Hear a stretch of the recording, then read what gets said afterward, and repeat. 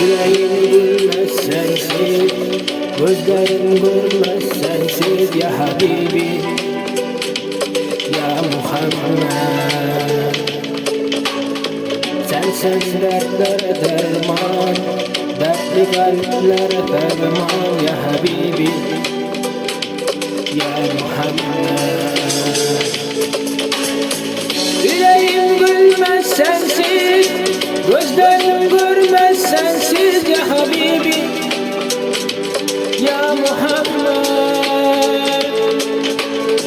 Sensiz dertlere derman, dertli kalplere ferman ya Habibi, ya Muhammed, ya Muhammed, ya Muhammed. Gözlerim ya Muhammed, ey Habibi, ey sevgilim, selam sana ya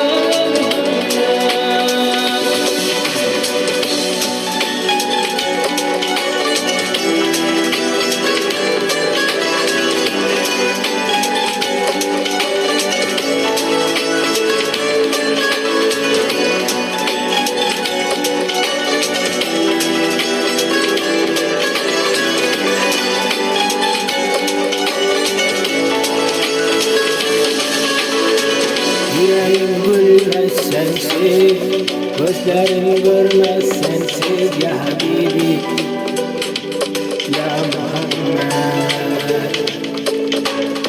Sensiz dertlere derman, dertli kalplere ferman ya Habibi, ya Muhammed.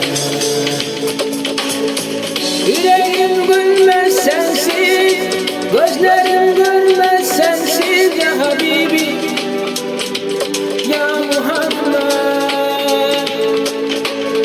Sensiz dertlere